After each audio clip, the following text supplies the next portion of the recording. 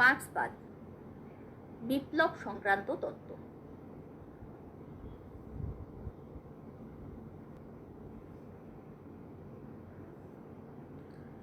মার্ক্সবাদের যে কোনো নীতি আলোচনা করার সময় যদি মার্ক্সবাদের সংজ্ঞা বা ভূমিকা, উৎস আর মূল তত্ত্ব সম্পর্কে একটা প্রাথমিক ধারণা লিখে দেওয়া যায় তাহলে ভালো হয়।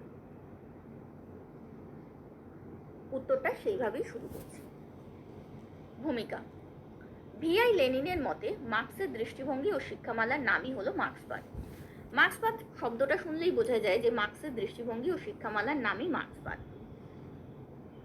কিন্তু মার্ক্সবাদের প্রকৃত বিষয়বস্তুটা কি এবং মার্ক্সবাদের উদ্দেশ্য কি সেটা বোঝা যাবে পরবর্তী সংজ্ঞায়। পরবর্তী সংজ্ঞা হলো মার্ক্সবাদ হলো সমাজবিজ্ঞানের অন্যতম শাখাসমূহের যথা রাষ্ট্রবিজ্ঞান, অর্থনীতি, ইতিহাস এবং দর্শনের সমন্বয়ে গঠিত এক মৌলিক ব্যবহারিক চিন্তাধারা, যার মাধ্যমে মার্ক্স ও এঙ্গেলস মানব সমাজের উৎপত্তি, বিকাশ, প্রকৃতি ও ভবিষ্যৎ বৈজ্ঞানিক দৃষ্টিতে ব্যাখ্যা করে এই সিদ্ধান্ত প্রতিষ্ঠিত করেন যে বহিঃপ্রকৃতির পরিবর্তনের মতোই সার্বজনীনভাবে প্রযোজ্য কতগুলি সাধারণ নিয়ম অনুসারে মানব সমাজেরও পরিবর্তন ঘটে এবং সেই নিয়মগুলি সম্পর্কে অর্জিত জ্ঞানের প্রয়োগের মাধ্যমে সমাজের পরিবর্তন করা সম্ভব। সংজ্ঞাটার অনেকগুলো পার্ট আছে, প্রত্যেকটা পার্টকে আলাদা করে কালারিং করা হয়েছে যাতে বুঝতে সুবিধা হয়। এবার পার্ট বাই পার্ট আলোচনা করছি। মার্ক্সবাদ হলো সমাজবিজ্ঞানের অন্যতম শাখাসমূহে যথা রাষ্ট্রবিজ্ঞান, অর্থনীতি, ইতিহাস এবং দর্শনের সমন্বয়ে গঠিত এক চিন্তাধারা।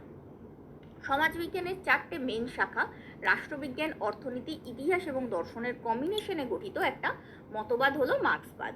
অর্থাৎ মার্ক্সবাদ কোনো একটি শাখার বিশেষ মতবাদ নয়, এটি 4টে শাখারই একটা অন্যতম মতবাদ। রাষ্ট্রবিজ্ঞানের দৃষ্টিভঙ্গি দিয়ে দেখতে গেলে বলা যায় মার্ক্সবাদ প্রথমে সমাজতন্ত্র প্রতিষ্ঠায় আগ্রহী, পরে ধীরে ধীরে সেই সমাজতন্ত্র থেকে সাম্যবাদ প্রতিষ্ঠায় সচেষ্ট। আবার অর্থনৈতিক দৃষ্টিভঙ্গি থেকে দেখলে বলা যায় যে মার্ক্সবাদ উৎপাদনের, উপকরণের ওপর এবং উদ্বৃত্ত বস্তুর ওপর সামাজিক মালিকানা প্রতিষ্ঠায় আগ্রহী। মার্ক্স নিজের সম্পূর্ণ তত্ত্বটাকে মানব সমাজের ইতিহাসের ব্যাখ্যার করার মাধ্যমে প্রতিষ্ঠিত করেছেন এবং এই ইতিহাস পর্যালোচনা করার জন্য মার্ক্স দ্বান্দ্বিক বস্তুবাদী দার্শনিক দৃষ্টিভঙ্গির সাহায্য নিয়েছেন। তাই বলা যেতে পারে এই 4টে মূল শাস্ত্রেরই অন্যতম মতবাদ হলো মার্ক্সবাদ। মার্ক্সবাদ হলো এক মৌলিক চিন্তাধারা। মৌলিক চিন্তাধারা বলতে সেই সব চিন্তাধারাগুলোর কথা বলা হয় যা আগে কেউ কখনো সকলের সামনে আনেনি, অর্থাৎ এক নতুন বা ইউনিক চিন্তাধারাকে বলা হয় মৌলিক চিন্তাধারা। মার্ক্সবাদ হলো এক মৌলিক চিন্তাধারা, কিন্তু শুধু মৌলিক চিন্তাধারাই নয়, মার্ক্সবাদ হলো এক ব্যবহারিক চিন্তাধারা। ব্যবহারিক বা প্রায়োগিক চিন্তাধারা বলতে সেই সকল চিন্তাধারাকে বলা হয় যা শুধু তত্ত্ব বর্ণনার মাধ্যমেই নিজেকে সীমাবদ্ধ রাখেনি, যা ওই তত্ত্ব প্রয়োগ করে কিভাবে সমাজ ব্যবস্থাকে আরো উন্নত করা যায় সে সম্পর্কেও ইঙ্গিত দিয়েছে। মার্ক্সবাদও কিভাবে আমরা যে সমাজ ব্যবস্থায় বা যে পুঁজিবাদী সমাজ ব্যবস্থায় আমরা রয়েছি তার থেকে সমাজতান্ত্রিক সমাজ ব্যবস্থার দিকে এবং সমাজতান্ত্রিক সমাজ ব্যবস্থার থেকেও উন্নত সাম্যবাদী সমাজের দিকে কিভাবে অগ্রসর হব তার পথ বলে দিয়েছেন এই তত্ত্বের মাধ্যমে। তাই এটা এক ব্যবহারিক বা প্রায়োগিক চিন্তাধারা। এই চিন্তাধারার মাধ্যমে মার্ক্স ও এঙ্গেলস মানব সমাজের উৎপত্তি, বিকাশ, প্রকৃতি ও ভবিষ্যৎ বৈজ্ঞানিক দৃষ্টিতে ব্যাখ্যা করেছেন। মানব সমাজের উৎপত্তি হিসাবে মার্ক্স দেখিয়েছেন বা এই মতবাদ প্রতিষ্ঠিত করেছেন যে প্রত্যেকটা সমাজ ব্যবস্থাই অর্থনীতির ওপর ভিত্তি করে গঠিত হয়েছে। মানব সমাজের বিকাশের বর্ণনা দিতে গিয়ে মার্ক্স এই বর্ণনা দিয়েছেন যে সমাজের মূল উৎপাদন ব্যবস্থার উপকরণগুলি এবং উদ্বৃত্ত বস্তুগুলির ওপর মালিকানার ভিত্তিতেই সমাজ ব্যবস্থার এবং মালিকানার সাপোর্টের দৃষ্টিভঙ্গিতেই বা মালিকানাকে সাপোর্ট করে এরকম, মালিকদের সাপোর্ট করে এরকম নীতির ভিত্তিতেই সমাজ ব্যবস্থার বিকাশ ঘটেছে। সমাজের প্রকৃতি বর্ণনা করতে গিয়ে মার্ক্স শ্রেণী শোষণের প্রকৃতি ব্যাখ্যা করেছেন। তিনি বলেছেন সমাজে এক শ্রেণী সর্বদাই অপর শ্রেণীকে শোষণ করে। এবং সমাজ ব্যবস্থার ভবিষ্যৎ ব্যাখ্যা করতে গিয়ে মার্কস এই সিদ্ধান্ত প্রতিষ্ঠিত করার চেষ্টা করেছেন যে ধীরে ধীরে এই বর্তমান পুঁজিবাদী সমাজ ব্যবস্থার থেকে সমাজতন্ত্র প্রতিষ্ঠিত হবে এবং সমাজতন্ত্রের থেকেও সাম্যবাদ প্রতিষ্ঠিত হবে। এই সমগ্র মানব সমাজের ব্যাখ্যাটাকে মার্কস বৈজ্ঞানিক দৃষ্টিভঙ্গি দিয়ে ব্যাখ্যা করেছেন। বৈজ্ঞানিক দৃষ্টিভঙ্গি দিয়ে ব্যাখ্যা করে মার্কস এই সিদ্ধান্ত প্রতিষ্ঠিত করেছেন যে বহিঃপ্রকৃতির পরিবর্তনের মতোই সার্বজনীনভাবে প্রযোজ্য কতগুলি নিয়ম অনুসারে মানব সমাজেরও পরিবর্তন ঘটে। অর্থাৎ আমরা যদি বাইরের পরিবর্তনকে দেখি যে বাইরের প্রত্যেকটা জিনিস কিছু রুল ফলো করে বা কিছু কমন ফর্মুলা ফলো করে।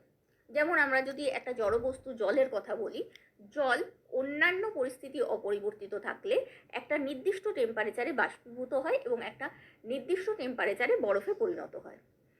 এবার এই অন্যান্য পরিস্থিতিগুলোকে চেঞ্জ করে অথবা জলের এই টেম্পারেচারকে চেঞ্জ করে আমরা ইচ্ছা অনুসারে জলকে রূপ দিতে পারি। ঠিক সেটাই মার্কস বলতে চেয়েছেন যে আমরা যদি সমাজের অন্যান্য অবস্থাগুলোকে চেঞ্জ করতে থাকি বা যে মূল উৎপাদনের ভিত্তি সেগুলোকে চেঞ্জ করতে থাকি, তাহলে ধীরে ধীরে আমরা একই ফর্মুলায় বা কিছু কমন ফর্মুলার মাধ্যমে সমাজেরও পরিবর্তন করতে পারবো। আর এই সমাজের পরিবর্তনটা করব কি করে? ওই ফর্মুলাগুলো সম্পর্কে জ্ঞান লাভ করে এবং ওই ফর্মুলাগুলোকে, যেমন আমরা জানি যে জলের কোন টেম্পারেচারে জল বাষ্পীভূত হয় বা বরফ আকৃতিতে পরিণত হয়, তাহলে সেই টেম্পারেচার সম্পর্কে জ্ঞান লাভ করে এবং সেই অর্জিত জ্ঞানটাকে প্রয়োগ করে তার আশেপাশের পরিস্থিতিকে কিভাবে চেঞ্জ করতে হবে বা চেঞ্জ করে বা টেম্পারেচারকে চেঞ্জ করে, সেটাই বলা হচ্ছে যে এই নিয়মগুলি সম্পর্কে অর্জিত জ্ঞানের প্রথমে জ্ঞান অর্জন করতে হবে, পরে সেই জ্ঞানের প্রয়োগের মাধ্যমে সমাজেরও পরিবর্তন করা সম্ভব। তাই সমাজ যে ফর্মুলাগুলো ফলো করে, যে নিয়মের বেসিক্সে সমাজ চেঞ্জ হয়, সেই নিয়মগুলো সম্পর্কে জ্ঞান অর্জন করে এবং সেগুলোকে প্রয়োগ করে আমরা সমাজের ইচ্ছা অনুসারে পরিবর্তন করতে পারবো বা সমাজকে আরো উন্নত রূপ দিতে পারবো। ফ্রেডরিক এঙ্গেলসের সঙ্গে একযোগে মার্কস অষ্টাদশ শতাব্দীর মধ্য ও শেষ ভাগে এই তত্ত্বকে বাস্তবে রূপায়িত করেন। মার্কস ও এঙ্গেলসের মৃত্যুর পর ভিআই লেনিন বা মাও, রোজা লুক্সেমবার্গ, কার্ল কার্শ, স্টালিন বা ট্রটস্কি, লুকাচ বা গ্রামসি প্রভৃতি বিভিন্ন মার্ক্সবাদী বিপ্লবীরা তাত্ত্বিক টিকাভাষ্য সংযোজনের মাধ্যমে মার্ক্সবাদের ক্রমবিকাশকে অব্যাহত রেখেছেন। এমিল বার্নাস বলেছেন, মার্ক্সবাদ হলো আমাদের এই জগৎ এবং তারই অংশ মানব সমাজ সম্পর্কে সাধারণ তত্ত্ব। এর নামকরণ হয়েছে কার্ল মার্ক্সের নাম অনুসারে। অর্থাৎ মার্ক্সবাদ হচ্ছে এই সমাজ ব্যবস্থার বিকাশ সম্পর্কে একটা কমন থিওরি। আর শুধুমাত্র মার্ক্সের অবদানেই এই মার্ক্সবাদ গঠিত হয়নি। মার্ক্সবাদ আজকে যে রূপে রয়েছে সেই রূপটা গ্রহণ করার জন্য বা সেই রূপটা তাকে দিয়েছে বিভিন্ন দার্শনিক এবং বিভিন্ন মার্ক্সবাদী বিপ্লবীরা। তাই মার্ক্সবাদের ওপর এদের সকলেরই অবদান রয়েছে। তাই মার্ক্সবাদ শুধুমাত্র মার্ক্সের দৃষ্টিভঙ্গি বা শিক্ষামালার নামই নয়, যেটা ভিআই লেনিন বলেছিলেন যে শুধুমাত্র মার্ক্সের দৃষ্টিভঙ্গি ও শিক্ষামালার নাম মার্ক্সবাদ, এ কথা সম্পূর্ণরূপে সত্যি নয়। মার্ক্সবাদে অন্যান্য অনেক মার্ক্সবাদী বিপ্লবীর টিকা ভাষ্য রয়েছে বা অবদান রয়েছে। এর শুধু নামকরণ করা হয়েছে এই তত্ত্বের মূল উদ্ভাবক মার্ক্সের নাম অনুসারে। এই মার্ক্সের চিন্তাধারার মূল সূত্রগুলির সন্ধান পাওয়া যায় এঙ্গেলস রচিত কমিউনিস্ট ম্যানিফেস্টো থেকে, আর মার্ক্স ও এঙ্গেলস রচিত কমিউনিস্ট ম্যানিফেস্টো থেকে এবং মার্ক্সের লেখা দাস ক্যাপিটাল গ্রন্থ থেকে। এছাড়াও লেনিন ও এঙ্গেলসের বিভিন্ন রচনা থেকে এর ধারণা পাওয়া যায়।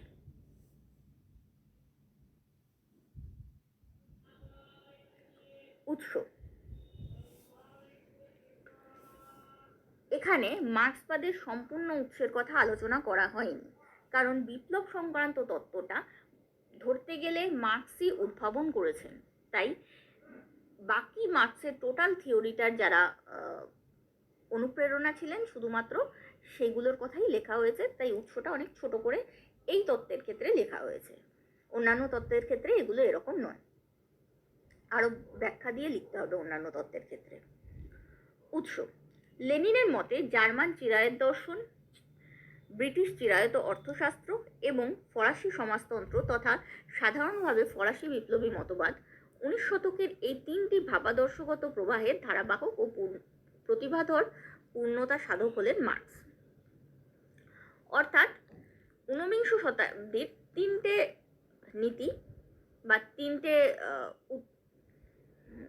দার্শনিক মতবাদ, যেমন জার্মান চিরায়ত দর্শন, চিরায়ত মানে হচ্ছে ট্র্যাডিশনাল, জার্মান দর্শন, ব্রিটিশ ট্র্যাডিশনাল ইকোনমিক্স এবং ফরাসি সমাজতন্ত্র, এই তিনটের প্রভাবেই মার্ক্সবাদ গঠিত হয়েছে। জার্মান চিরায়ত দর্শনের মধ্যে হেগেলের দ্বন্দ্ববাদ, ফয়ারবাখের বস্তুবাদ, কান্ট ও ফিক্টের এদেরও মোটামুটি দ্বন্দ্ববাদ, ইতিবাচক চিন্তাধারার সমন্বয়ে গঠিত হয়েছে মার্ক্সের দ্বন্দ্ববাদী বস্তুবাদ এবং ঐতিহাসিক বস্তুবাদের তত্ত্ব। ব্রিটিশ চিরায়ত অর্থশাস্ত্রের রবার্ট ওয়েনের চরিত্রের ওপর পরিবেশের প্রভাব, উইলিয়াম টমসন ও টমাস হস্কিনের শ্রমিকই হলো মূল্যের উৎস এবং অ্যাডাম স্মিথ ও ডেভিড রিকার্ডোর মূল্যের শ্রমতত্ত্ব, এই থিওরিগুলোর প্রভাব পড়েছে মার্ক্সের উদ্বৃত্ত মূল্যের তত্ত্বের ওপর। এবং ফরাসি সমাজতন্ত্র, সাঁ সিমো, শার্ল ফুরিয়ে, কাবে, নৃতত্ত্ববিদ মর্গান, ফরাসি ঐতিহাসিক গিজো, মিনিয়ে প্রভৃতির চিন্তাধারার প্রমুখ লোকের চিন্তাধারার প্রভাব পড়েছে মার্ক্সবাদের ওপর। তাছাড়া সাধারণভাবে ফরাসি বিপ্লবী মতবাদ অর্থাৎ সাম্য, মৈত্রী ও স্বাধীনতার আদর্শ প্রতিফলিত হয় মার্ক্সবাদের মধ্যে। মূল তত্ত্ব।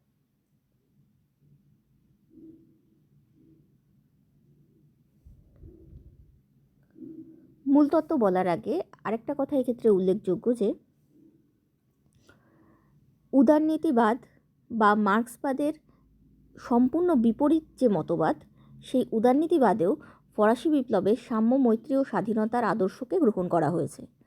কিন্তু উদারনীতিবাদের সঙ্গে মার্ক্সবাদের মূল পার্থক্যটাই এটা যে উদারনীতিবাদে অর্থনৈতিক সাম্যকে উপেক্ষা করা হয়েছে, আর মার্ক্সবাদে অর্থনৈতিক সাম্য প্রতিষ্ঠার উপর সর্বাধিক গুরুত্ব আরোপ করা হয়েছে। এবার শুরু করছি মূল তত্ত্ব। কমিউনিস্ট ইস্তাহারের প্রথম ও প্রধান বক্তব্য হলো, আজ পর্যন্ত যত সমাজ দেখা গেছে তাদের সকলের ইতিহাস হলো শ্রেণী সংগ্রামের ইতিহাস। অর্থাৎ মার্ক্সের মতে ইতিহাস কোনো ব্যক্তি বা কোনো ঘটনাকে কেন্দ্র করে গঠিত হয়নি। যতগুলো সমাজ ব্যবস্থা আছে সবকটার পর্যালোচনা করলে দেখা যাবে প্রত্যেকটা সমাজ ব্যবস্থার ইতিহাসই হলো শ্রেণী সংগ্রামের ইতিহাস। মার্ক্স সমাজের ঐতিহাসিক বিবর্তনের ধারা পর্যবেক্ষণ করে মানব সমাজের বিবর্তনকে কয়েকটি সমাজ ব্যবস্থায় বিভক্ত করেন। সমাজ ব্যবস্থাগুলি হলো আদিম সাম্যবাদী সমাজ, দাস সমাজ, সামন্ততান্ত্রিক সমাজ, পুঁজিবাদী সমাজ, সমাজতান্ত্রিক সমাজ এবং সাম্যবাদী সমাজ বা আধুনিক সাম্যবাদী সমাজ।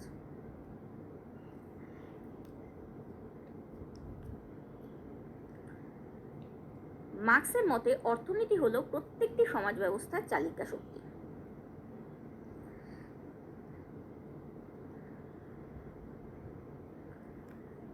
আদিম সাম্যবাদী সমাজের অর্থনৈতিক ভিত্তি ছিল ফলমূল সংগ্রহ ও শিকার করা, দাস সমাজের অর্থনৈতিক ভিত্তি ছিল পশুপালন করা, সামন্ততান্ত্রিক সমাজের ভিত্তি ছিল কৃষিকার্য করা এবং পুঁজিবাদী সমাজের অর্থনৈতিক ভিত্তি হলো শিল্প। কিন্তু এক্ষেত্রে বলে রাখা দরকার, এক সমাজ থেকে যখন আমরা অন্য সমাজে উত্তরণ করছি তখন আগের সমাজের উৎপাদন ব্যবস্থাকে পুরোপুরি ফেলে দিচ্ছি না। তার মানে যেমন দাস সমাজের যখন আমরা পদার্পণ করলাম তখনও আমরা ফলমূল সংগ্রহ আর শিকার করা বাতিল করে দিইনি, সেগুলোও করা হতো, কিন্তু উৎপাদনের মেন ব্যবস্থাটা শিফট করলো বা অর্থনীতির মূল উৎপাদনটা শিফট করলো ফলমূল সংগ্রহ শিকারের থেকে পশুপালনের দিকে। আবার যখন আমরা কৃষি আবিষ্কার করলাম বা সামন্ততান্ত্রিক সমাজে পদার্পণ করলাম, তখনও কৃষি ছিল উৎপাদনের মূল ভিত্তি, কিন্তু তখনও মানুষ পশুপালন করত। ঠিক যেমন আজকে শিল্পভিত্তিক সমাজের দিনে আমরা কৃষি, পশুপালন সবই করি, বাট সমাজের উৎপাদন ব্যবস্থার মূল ভিত্তি হলো শিল্প। আবার যখন আমরা দাস সমাজ থেকে সামন্ততান্ত্রিক সমাজের দিকে এগোচ্ছিলাম, তখন ধীরে ধীরে কৃষির আবিষ্কার হয়ে গেছিল। কৃষিটাও সাইড বাই সাইড চলছিল। কিছু কিছু স্বাধীন ক্ষুদ্র কৃষক, তখন কৃষকের অস্তিত্ব তখনকার সমাজেও ছিল, কিন্তু অর্থনীতির মূল ভিত্তি ছিল পশুপালন। ঠিক তেমনি সামন্ততান্ত্রিক সমাজে থাকাকালীনও ছোটোখাটো কারিগর, ছোটোখাটো কারখানা এগুলো ছিল, কিন্তু অর্থনীতির মূল ভিত্তি ছিল কৃষি।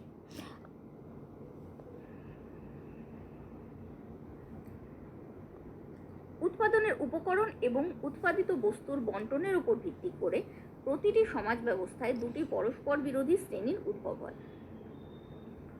উৎপাদনের উপকরণ বলতে কোনো বস্তু উৎপাদন করতে গেলে আমরা প্রকৃতির থেকে যে জিনিসগুলো নিই সেগুলো, যেরকম কৃষির ক্ষেত্রে মাটি, শিল্পের ক্ষেত্রে কলকারখানা, বিদ্যুৎ বা যন্ত্রপাতি, এগুলোকে বলা হয় উৎপাদনের উপকরণ, যেগুলো ছাড়া উৎপাদন হতে পারে না। এই উৎপাদনের উপকরণ এবং যা উৎপাদিত উদ্বৃত্ত বস্তু সেগুলো কিভাবে ভাগ হয় তার উপর ভিত্তি করে প্রতিটি সমাজ ব্যবস্থায় দুটো করে শ্রেণীর উদ্ভব হয়। যা আদিম সাম্যবাদী সমাজে যেহেতু ব্যক্তিগত সম্পত্তি ছিল না, তাই পরস্পর বিরোধী দুটি শ্রেণীও ছিল না এবং রাষ্ট্র ব্যবস্থারও উদ্ভব ঘটেনি। কিন্তু দাস সমাজে দেখা যায় এরকম দুটো শ্রেণী। এক হলো পশুর মালিক, বা যারা ধীরে ধীরে দাসেরও মালিক হতে শুরু করলো, সেই দাস মালিক শ্রেণী, এবং পরবর্তী শ্রেণী হলো দাস শ্রেণী। সামন্ততান্ত্রিক সমাজে সামন্ত প্রভু এবং কৃষক বা ভাগচাষী। পুঁজিবাদী সমাজে পুঁজির মালিক বা পুঁজিপতি এবং সর্বহারা শ্রেণী। এইভাবে প্রত্যেকটি সমাজই দুটো শ্রেণীর মধ্যে বিভক্ত। এই দুটো শ্রেণীর মধ্যে একদল শ্রেণী হচ্ছে শাসক শ্রেণী এবং আরেক দল শ্রেণী হচ্ছে শোষিত শ্রেণী।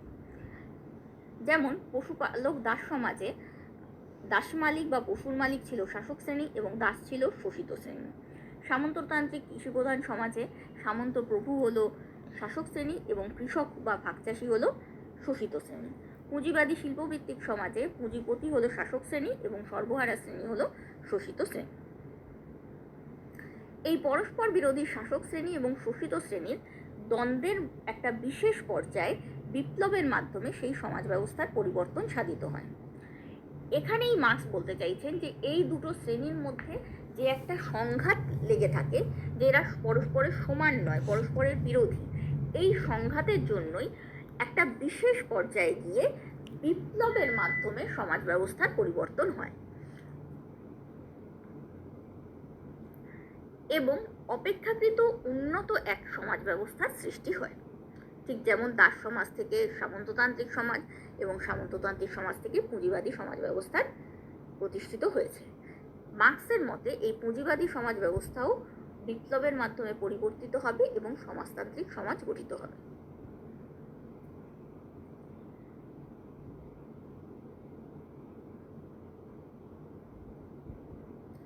এই রকম বিভিন্ন বিপ্লবের উদাহরণও দেওয়া হয়েছে। যেমন দাস বিদ্রোহের ক্ষেত্রে বলতে গেলে রোমে স্পার্টাকাসের নেতৃত্বে দাস বিদ্রোহের কথা উল্লেখযোগ্য। কৃষক বিদ্রোহের কথা বলতে গেলে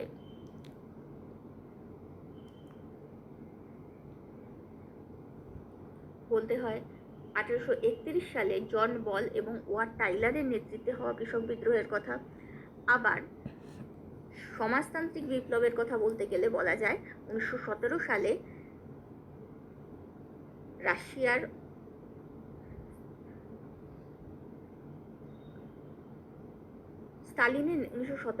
স্তালিনের নেতৃত্বে রাশিয়ার অক্টোবর বিপ্লবের কথা।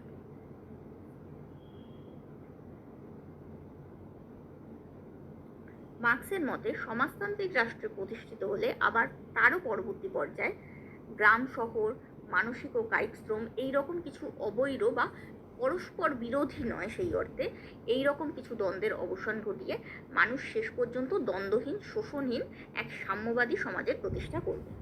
এটাই ছিল মার্ক্সবাদের মূল কথা।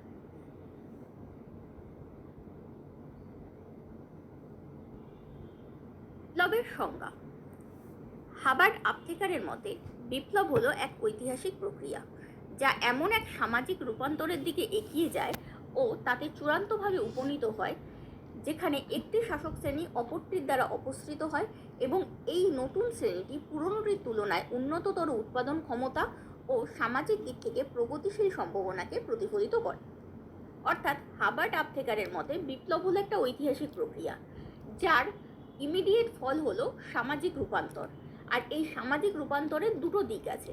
একটা দিক হলো একটি শাসক শ্রেণী অপরটির দ্বারা অপসৃত হবে, আর দ্বিতীয় দিক হলো এই নতুন সমাজটা পুরনো সমাজের তুলনায় প্রগতিশীল বা উন্নত হবে।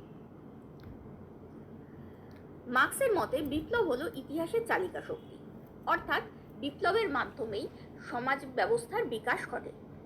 সমাজ বিপ্লব হলো একটি ঐতিহাসিক প্রক্রিয়া, যার কারণ বিকশিত উৎপাদিকা শক্তির সঙ্গে চিরাচরিত উৎপাদন সম্পর্কের অসঙ্গতি এবং যার পরিণতি হলো সমগ্র সমাজ ব্যবস্থার মৌলিক রূপান্তর। অর্থাৎ মার্ক্সের মতে বিপ্লব একটা ঐতিহাসিক প্রক্রিয়া, আর এই বিপ্লবটা সংঘটিত হয় উৎপাদিকা শক্তির সঙ্গে বা বিকশিত উৎপাদিকা শক্তির সঙ্গে চিরাচরিত উৎপাদন সম্পর্কের অসঙ্গতির জন্য। উৎপাদিকা শক্তি বলতে বোঝায় উৎপাদনকে কেন্দ্র করে মানুষ আর প্রকৃতির মধ্যে যে যোগাযোগ ঘটে সেটাকে। অর্থাৎ মানুষ কোনো কিছু উৎপাদন করতে গেলে প্রকৃতির যে সম্পদ বা শক্তি ইউজ করে সেটাকেই বলা হয় উৎপাদিকা শক্তি। বিজ্ঞান ও কারিগরি বিদ্যার উন্নতির সঙ্গে সঙ্গে এই উৎপাদিকা শক্তিটা বিকশিত হয়, আর বিকশিত হয়ে যখন নতুন রূপ ধারণ করে তখন সেই বিকশিত উৎপাদিকা শক্তির সঙ্গে চিরাচরিত উৎপাদন সম্পর্কের মিল ঘটে না বা সঙ্গতি ঘটে না। উৎপাদন সম্পর্ক বলতে বোঝানো হয় উৎপাদনকে কেন্দ্র করে মানুষে মানুষে যে সম্পর্ক তাকে, মানে শ্রমিক মালিক, কৃষক আর জমির মালিকের এদের যে সম্পর্ক, বা কৃষকের কৃষকের এবং শ্রমিকের শ্রমিকের যে সম্পর্ক, এই সম্পর্কটাকে বলা হয় উৎপাদন সম্পর্ক। যখন উৎপাদিকা শক্তি বিকাশপ্রাপ্ত হয় বা এগিয়ে যায় তখন তার সাথে সঙ্গতি বজায় রাখতে পারে না বা সামঞ্জস্য বজায় রাখতে পারে না পুরনো উৎপাদন সম্পর্ক, তার জন্যই সমাজ ব্যবস্থা পরিবর্তিত হয়। উদাহরণ দিয়ে বোঝানো যেতে পারে ব্যাপারটাকে। সামন্ততান্ত্রিক সমাজ ব্যবস্থার উৎপাদন সম্পর্ক হলো কৃষক আর বা ভাগচাষী আর সামন্ত প্রভু বা জমির মালিকের মধ্যেকার সম্পর্ক। কিন্তু যখন আমরা শিল্প বিপ্লব ঘটালাম তখন শিল্প বিপ্লবের ফলে উৎপাদনের বা উৎপাদিকা শক্তির উন্নতি ঘটলো, যার ফলে শিল্প হলো, কলকারখানা হলো। এবার এই নতুন উৎপাদন ব্যবস্থার সঙ্গে বা উৎপাদিকা শক্তি এগিয়ে গেল, তাই যে নতুন উৎপাদন ব্যবস্থাটা প্রতিষ্ঠিত হলো তার সাথে চিরাচরিত কৃষক আর জমির মালিক সম্পর্কটা খাপ খেলো না। তার জন্যই সামন্ততান্ত্রিক সমাজ পরিবর্তিত হলো এবং পুঁজিবাদী সমাজে রূপান্তরিত হলো। আর এই যে সমাজের রূপান্তর, এই রূপান্তরের ঐতিহাসিক প্রক্রিয়াটাকে মার্ক্স বলেছেন বিপ্লব। বুর্জুয়া বিপ্লব ও মার্ক্সীয় বিপ্লব। অভ্যন্তরীণ ঘটনার সংঘাতে কোনো দেশের সরকার বা শাসন ব্যবস্থায় হিংসাত্মক পদ্ধতিতে আকস্মিক পরিবর্তনকে বুর্জুয়া তাত্ত্বিকরা বিপ্লব বলে অভিহিত করেন। হাবার্ট আপথেকারের মতে এরূপ সংজ্ঞা বিপ্লব ও প্রতিবিপ্লবের মধ্যে পার্থক্য নির্ণয় করতে ব্যর্থ হয়েছে, তাই বিপ্লবের এরূপ সংজ্ঞা সম্পূর্ণভাবে মার্ক্সীয় তত্ত্বের বিরোধী। অর্থাৎ বিপ্লবের মার্ক্স আসার আগেও বিপ্লবের একটা সংজ্ঞা ছিল, সেটা হলো হঠাৎ করে কোনো দেশের কোনো আভ্যন্তরীণ সংঘাতের জন্য সরকারের পরিবর্তনকে বলা হয় বিপ্লব। আর এই পরিবর্তনটা হিংসাত্মক পদ্ধতিতে হলে এবং হঠাৎ করে হলে বা আকস্মিকভাবে হলে তাকেই বলা হয় বিপ্লব। ঠিক যেমন পাকিস্তানে বিভিন্নভাবে মিলিটারি ক্রু এসে শাসন ব্যবস্থার পরিবর্তন ঘটিয়েছিল বা শাসক দলের পরিবর্তন ঘটিয়েছিল, সেটাকেই বলা হয় বিপ্লব। কিন্তু মার্ক্সের মতে বিপ্লব আলাদা, কারণ ওগুলোকে মার্ক্স বলেছেন প্রতিবিপ্লব। মার্ক্সের মতে বিপ্লব মানে শ্রেণী বিপ্লব। এবার বুর্জুয়া বিপ্লব আর মার্ক্সীয় বিপ্লবের তফাৎগুলো কি সেটা পয়েন্ট ওয়াইজ আলোচনা করছি। প্রথমত, বুর্জুয়া বিপ্লবে বা প্রাসাদ বিপ্লবে শাসক গোষ্ঠী বা ব্যক্তিবিশেষের পরিবর্তন ঘটে। ক্ষমতাসীন শ্রেণী ক্ষমতাচ্যুত হয় না, কিন্তু মার্ক্সীয় বিপ্লব সর্বদাই শ্রেণী বিপ্লব। অর্থাৎ বুর্জুয়া বিপ্লবে একই শ্রেণীর আলাদা গোষ্ঠী বা আলাদা ব্যক্তি শাসক হয়, এক শাসককে পরিবর্তন করে আর আলাদা গোষ্ঠী বা আলাদা ব্যক্তি শাসকের স্থল গ্রহণ করে বা শাসকের স্থান গ্রহণ করে। কিন্তু কোনো এক শ্রেণীর পরিবর্তে আরেক শ্রেণী সেই শাসকের স্থান গ্রহণ করে না, এটা শ্রেণী বিপ্লব নয়, তাই সেটা বুর্জুয়া বিপ্লবকে প্রাসাদ বিপ্লব বলা হয়। আবার বুর্জুয়া বিপ্লবেরই আরেকটা ধরনকে প্রতিবিপ্লব বলা হয়, যেখানে শ্রেণীর পরিবর্তন হয় ঠিকই, কিন্তু আবার ওই নতুন শ্রেণী বা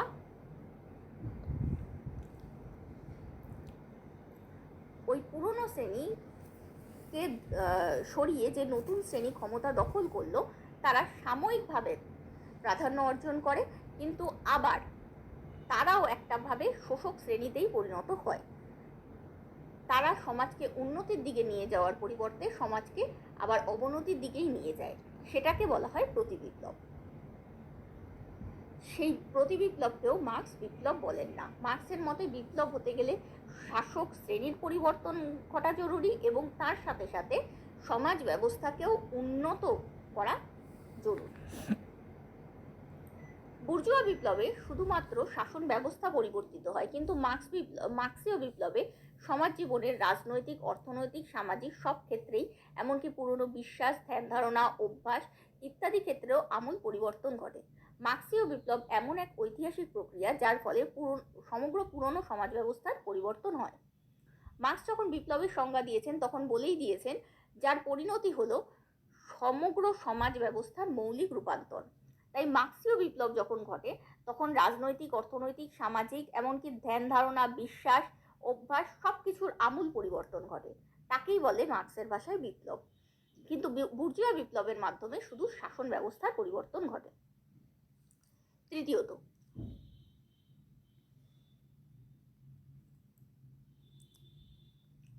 বুর্জুয়া বিপ্লবের পর নতুন সমাজ পুরনো শাসন ব্যবস্থার তুলনায় ভালো বা খারাপ যে কোনো ধরনের হতে পারে, কিন্তু মার্ক্সীয় বিপ্লবের ফলে সমাজ বিকাশের ক্ষেত্রে একটি গুণগত উল্লম্ফন ঘটে, যার ফলে উন্নততর সমাজ ব্যবস্থা প্রতিষ্ঠিত হয়। বুর্জুয়া বিপ্লবের ফলে সমাজ উন্নতির দিকেও যেতে পারে, অবনতির দিকেও যেতে পারে, কিন্তু মার্ক্সের বিপ্লবের ফলে সমাজ সবসময় গুণের দিক থেকে উন্নত হয়। চতুর্থত, বুর্জুয়া বিপ্লব সাময়িকভাবে সমাজের পরিবর্তন ঘটায়, কিন্তু মার্ক্সীয় বিপ্লব প্রগতিশীল। এরূপ বিপ্লব সর্বদাই পুরনো থেকে নতুন ও উন্নততর সমাজ ব্যবস্থা স্থাপন করে। এরূপ বিপ্লবের পর কখনোই পুনরায় পুরনো সমাজ ব্যবস্থা প্রতিষ্ঠিত হতে পারে না।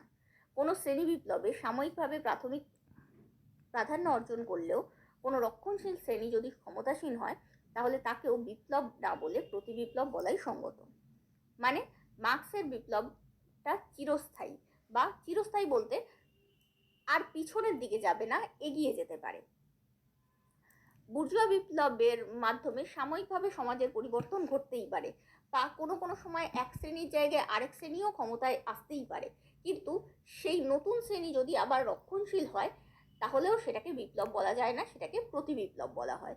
যদি উন্নত শ্রেণীর হাতে সমাজ ব্যবস্থা চলে আসে তখনই তাকে বলা হবে বিপ্লব, এবং সেটা মোটামুটি আরো উন্নতির দিকে যাওয়ার আগে পর্যন্ত চিরস্থায়ী।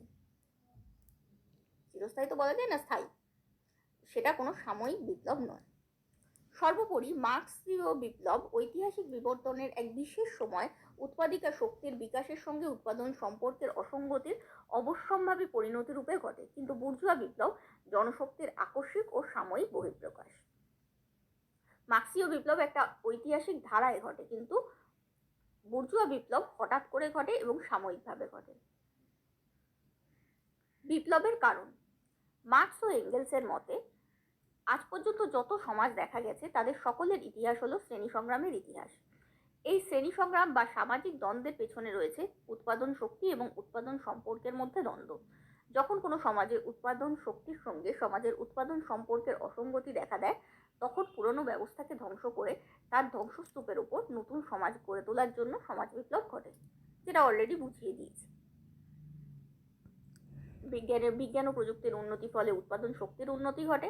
উৎপাদন শক্তির উন্নতির ফলে উৎপাদন শক্তির সঙ্গে চিরাচরিত উৎপাদন সম্পর্ক খাপ খায় না, তার ফলে সমাজের পরিবর্তন ঘটে। বুর্জুয়া বিপ্লবের কারণ ও ফল।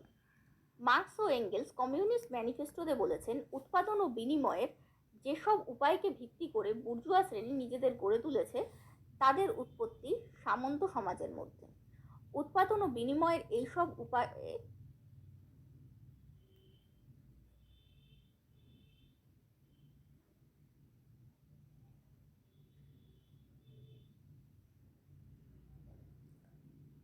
বিকাশের এমন এক পর্যায়ে এলো যখন সামন্ত সমাজের উৎপাদন ও বিনিময়ের শর্ত সামন্ত কৃষি, হস্তশিল্প কারখানার সংগঠন, মালিকানার সমস্ত সম্পর্কগুলি আর কিছুতেই বিকশিত উৎপাদন শক্তির সঙ্গে খাপ খেল না। এই শৃঙ্খলগুলি তখন ভেঙে ফেলা হলো বুর্জুয়া বিপ্লবের মাধ্যমে। অর্থাৎ বুর্জুয়া সমাজের থেকে সমাজতান্ত্রিক সমাজে আসার জন্য কিছু বিপ্লব সংগঠিত হয়েছিল। সেই বিপ্লবগুলি হলো 1688 সালে ইংল্যান্ডে পিউরিটান ও গৌরবময় বিপ্লব, 1776 সালে আমেরিকার স্বাধীনতা সংগ্রাম এবং 1789 সালে ফ্রান্সে ফরাসি বিপ্লব। এই সকল বুর্জুয়া বিপ্লবের অবশ্যম্ভাবী পরিণতি হলো সামন্ততান্ত্রিক তথা পিতৃতান্ত্রিক এবং প্রকৃতি শোভন সম্পর্কের অবসান এবং বাজার কেন্দ্রিক একই প্রকার ভোগবাদী বিশ্বজনীন সংস্কৃতির উদ্ভাবন। এই তিনটে বিপ্লবের মূল ফলগুলো হলো, পিউরিটান বিপ্লবের সময় রাজতন্ত্রকে ঈশ্বরতন্ত্র থেকে আলাদা করা হয়েছিল। গৌরবময় বিপ্লবের মাধ্যমে গণতন্ত্র প্রতিষ্ঠার পথ প্রশস্ত হয়। আমেরিকার স্বাধীনতা সংগ্রামের মাধ্যমে প্রথম স্বাধীনতার বা সাম্রাজ্যবাদের বিরোধিতা করা হয়েছিল এবং ফ্রান্সে ফরাসি বিপ্লবের মাধ্যমে সাম্য, মৈত্রী ও স্বাধীনতার নীতি প্রতিষ্ঠিত হয়। এই সকল বিপ্লবের অবশ্যম্ভাবী ফল হলো সামন্ততান্ত্রিক সম্পর্কের অবসান। মানে এই বিপ্লবগুলো সামন্ততান্ত্রিক সমাজের অবসান ঘটিয়েছিল, পিতৃতান্ত্রিক সম্পর্কেরও অবসান ঘটিয়েছিল এবং প্রকৃতি শোভন যে সম্পর্ক সেইটারও অবসান ঘটিয়েছিল। যেমন আগেকার সমাজের থেকে বা সামন্ততান্ত্রিক সমাজের থেকে অনেক বেশি প্রকৃতির সঙ্গে আমরা কাটাছেঁড়া করি পুঁজিবাদী সমাজ ব্যবস্থায়, তাই প্রকৃতি শোভন সম্পর্কেরও অবসান ঘটিয়েছিল। এছাড়া বাজার কেন্দ্রিক একই প্রকার ভোগবাদী বিশ্বজনীন সংস্কৃতির উদ্ভাবন ঘটেছিল এই বুর্জুয়া বিপ্লবের মাধ্যমে, যেটাকে এক কথায় আমরা বলি বিশ্বায়ন। বাজারকে কেন্দ্র করে একই ধরনের হোমোজিনিয়াস একটা ভোগবাদী কালচারের উদ্ভাবন বা বিশ্বায়ন ঘটেছিল এই বুর্জুয়া বিপ্লবের মাধ্যমে।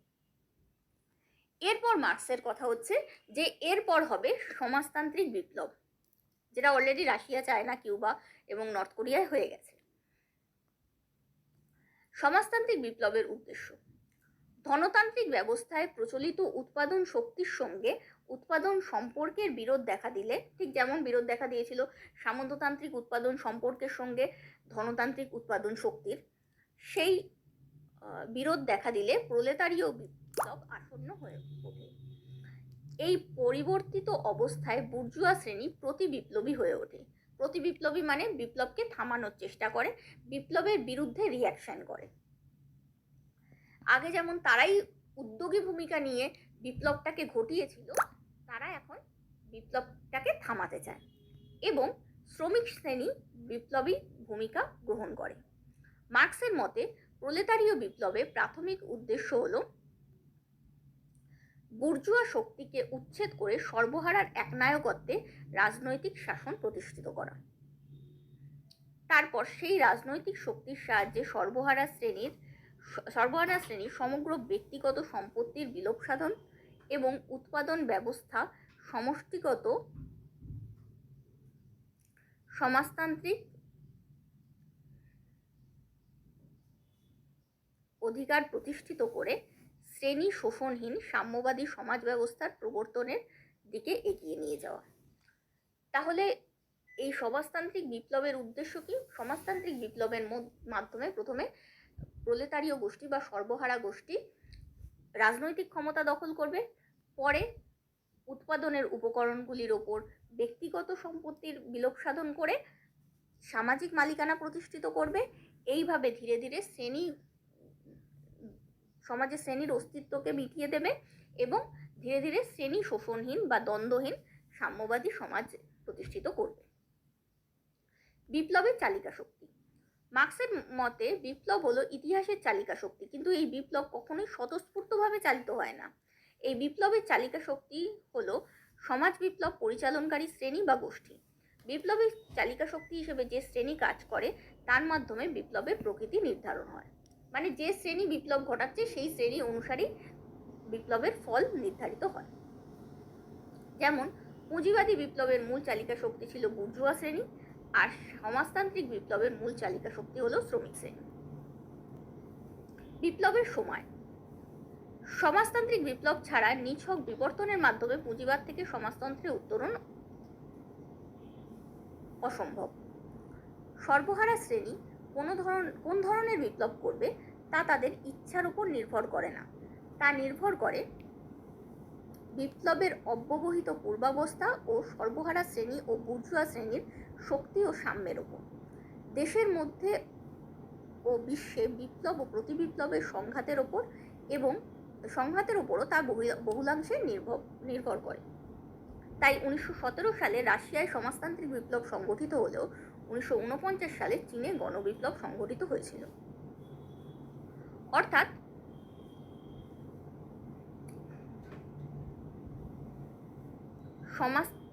সমাজতান্ত্রিক বিপ্লব কিভাবে আসবে, কোন সময় আসবে, সেটা শ্রমিক শ্রেণীর ইচ্ছার উপর নির্ভর করে না, তা নির্ভর করে পরিস্থিতি কেমন আছে, সেটা দেশের মধ্যে এবং দেশের বাইরে, সেটার উপর।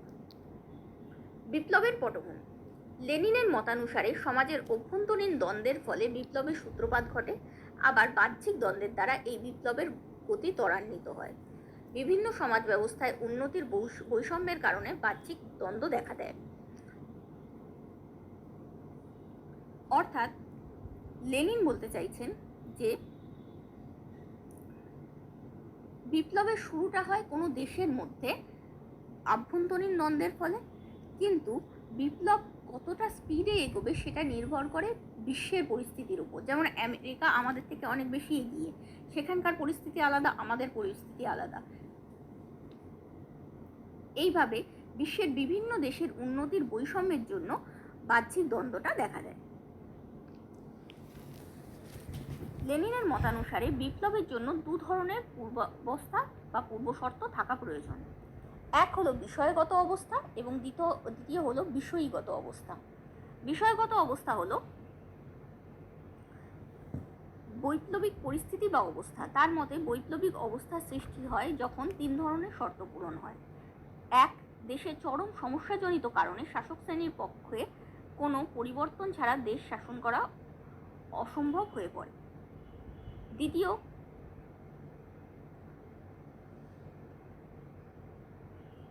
শোষিত শ্রেণীর দারিদ্র্য ও দুর্দশাগ্রস্ত অবস্থা অস্বাভাবিকভাবে তীব্রতর হয়। তৃতীয়, সাধারণ মানুষ শোষণের অবসান কল্পে স্বাধীনভাবে ঐতিহাসিক ভূমিকা পালনের জন্য তৈরি হয়। এই 3টে পরিস্থিতি থাকলে লেনিনের মতে বিপ্লব সংগঠিত হয়। কিন্তু শুধুমাত্র এই 3টে পরিস্থিতি থাকলেই বিপ্লব হয় না। বিপ্লবের ক্ষেত্রে বিষয়গত অবস্থারও জরুরি। বিষয়গত অবস্থা হলো বিপ্লবের বিষয়গত উপাদানের সঙ্গে জড়িত মানসিক পরিস্থিতি।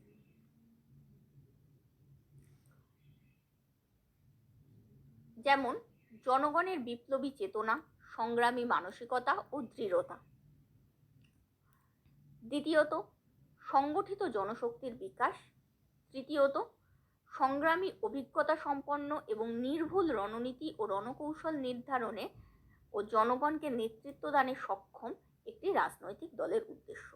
অর্থাৎ বিপ্লবের পরিস্থিতি তৈরি হলে, মানে কোনো দেশে শোষণ মাত্রা ছাড়িয়ে গেলে, এমন পরিস্থিতি তৈরি করলে যে শাসক শ্রেণীর পক্ষে কোনোভাবেই পরিবর্তন ছাড়া শাসনকার্য চালানো সম্ভব নয়। মানুষ একটা পরিবর্তনের জন্য বা শোষণের অবসান করার জন্য মরিয়া হয়ে উঠলে তখন বিপ্লব হয়, যদি বিপ্লবের মতো প্রত্যেকের মানসিক পরিস্থিতি থাকে। মানসিক পরিস্থিতি কি কি? এক, দৃঢ়তা, মানে কোনোভাবেই বিপ্লব ছেড়ে অন্য রাস্তায় চলে যাব না, সেই মানসিক দৃঢ়তা, বিপ্লবের সম্পর্কে সচেতনতা এবং সংগ্রামী মানসিকতা, লড়ার বা হারানোর মানসিকতা। আর দ্বিতীয় হলো সংগঠিত জনশক্তির বিকাশ, মানে দলবদ্ধভাবে জনশক্তির বিকাশ। আর তৃতীয় হলো এই সময় সঠিক নিয়ম নেবে, মানুষকে সঠিক পথে পরিচালনা করবে, সঠিক নীতি নেবে, এই ধরনের এক রাজনৈতিক দলের অস্তিত্ব। এখান থেকেই এই বিষয়গত আর বিষয়গত অবস্থা থেকেই তৈরি হয়ে যাচ্ছে মার্ক্সবাদের সঙ্গে লেনিনবাদের তফাৎ। অনেকের মতে বিপ্লব সম্পর্কে মার্ক্স ও লেনিনের দৃষ্টিভঙ্গি সম্পূর্ণ বিপরীতমুখী। তাদের অভিযোগ, মার্ক্স অর্থনৈতিক বিবর্তনের ওপর বিশেষ গুরুত্ব আরোপ করেছিলেন, কিন্তু লেনিন সংকল্প, চেতনা, বিপ্লবী সংগ্রামের ওপর বিশেষ জোর দিয়েছেন। অর্থাৎ মার্ক্স বিষয়গত অবস্থার ওপর জোর দিয়েছেন, কিন্তু লেনিন বিষয়ীগত অবস্থার ওপর জোর দিয়েছেন। কিন্তু এই অভিযোগ সত্য নয়। বাস্তবে তারা উভয়ই বিষয়গত এবং বিষয়ীগত উপাদানের পারস্পরিক সম্পর্কের গুরুত্ব স্বীকার করেছেন। কেবলমাত্র ভিন্ন ভিন্ন ঐতিহাসিক পরিস্থিতির জন্যই গুরুত্বপূর্ণ উপাদানটি সম্পর্কে তাদের দৃষ্টিভঙ্গির পার্থক্য দেখা গিয়েছিল। মার্ক্স ও এঙ্গেলসের সময় সমাজতান্ত্রিক বিপ্লবের পূর্ব শর্তগুলি যথাযথভাবে পরিষ্কার হয়ে ওঠেনি, কিন্তু লেনিনের সময় বিষয়গত উপাদানের ভূমিকা বৃদ্ধি পেয়েছে।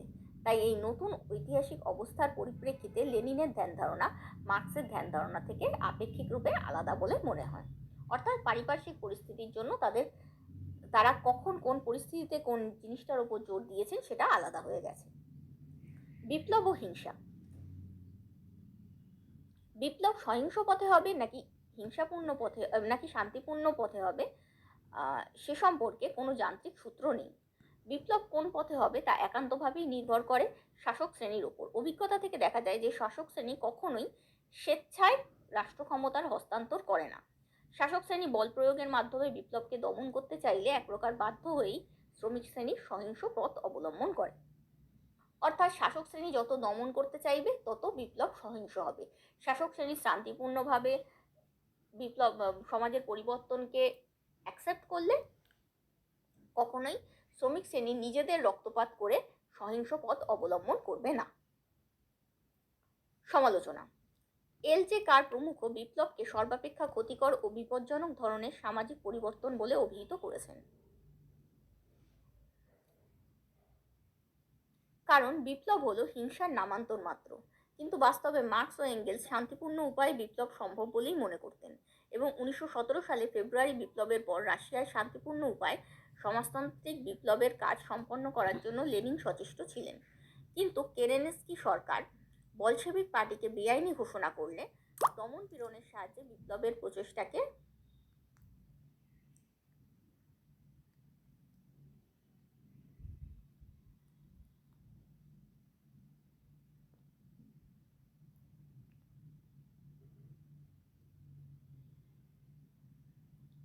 ধ্বংস করার চেষ্টা করলে এক প্রকার বাধ্য হয়েই লেনিন সশস্ত্র বিপ্লবের মাধ্যমে সমাজতন্ত্র প্রতিষ্ঠার কর্মসূচি গ্রহণ করেন। অর্থাৎ মার্ক্স ও লেনিন উভয়ই চাইতেন একটা রাজনৈতিক দল হবে, শান্তিপূর্ণভাবে ইলেকশন হবে, মানুষকে বুঝিয়ে মানুষের ভোট নিয়ে শান্তিপূর্ণভাবে রাষ্ট্র ক্ষমতা দখল করে তারা পরিবর্তন আনবে। কিন্তু তাদের পার্টিকে যখন বেআইনি ঘোষণা করা হলো, যখন লড়ার তার কাছে শান্তিপূর্ণ উপায় লড়ার তাদের কাছে কোনো অপশন রইল না, তখনই তারা সশস্ত্র সংগ্রামের জন্য অগ্রসর হন। তাই অনেকে যে বলেছেন বিপ্লব ক্ষতিকর বা বিপজ্জনক, এই বিপজ্জনক ঘটাচ্ছেই বুর্জুয়ারা, যারা সর্বহারা শ্রেণী, তারা শান্তিপূর্ণভাবেই বিপ্লব করতে চাইছে। দ্বিতীয় পয়েন্ট, সমালোচকদের মতে বিপ্লব সংক্রান্ত মার্ক্সীয় ব্যাখ্যা সম্পূর্ণ ভ্রান্ত দৃষ্টিভঙ্গির ওপর প্রতিষ্ঠিত। কারণ মার্ক্সীয় ব্যাখ্যা অনুযায়ী উন্নত পুঁজিবাদী দেশেই সমাজতান্ত্রিক বিপ্লব সর্বপ্রথম সংগঠিত হবে। কিন্তু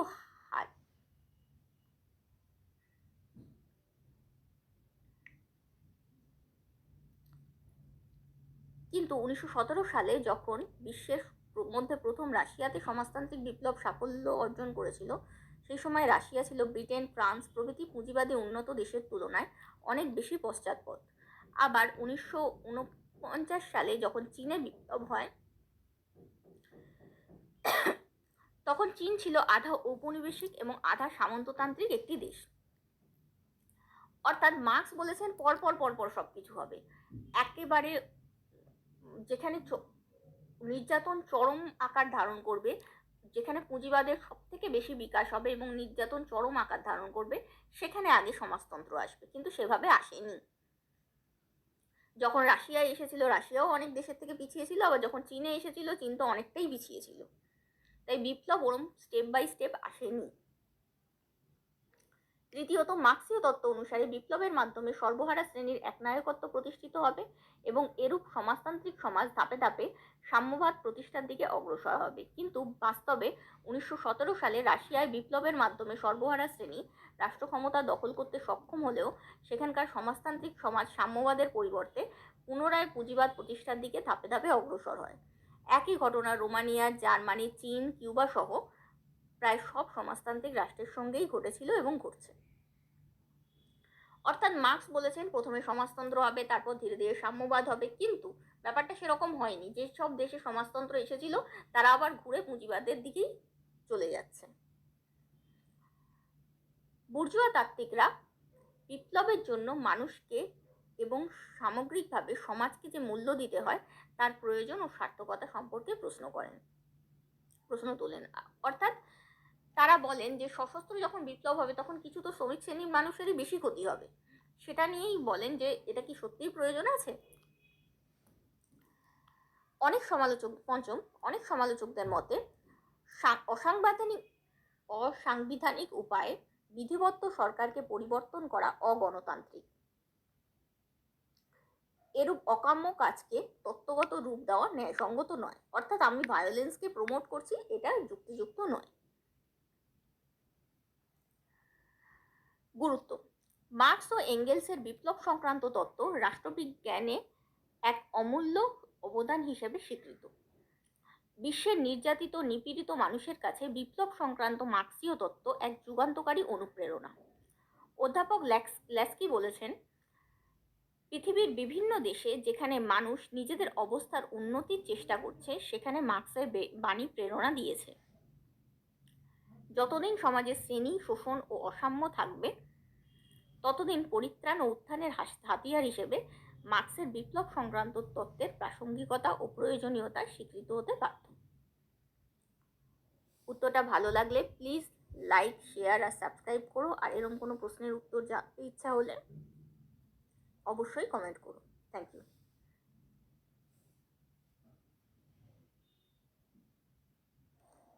মার্ক্সবাদ।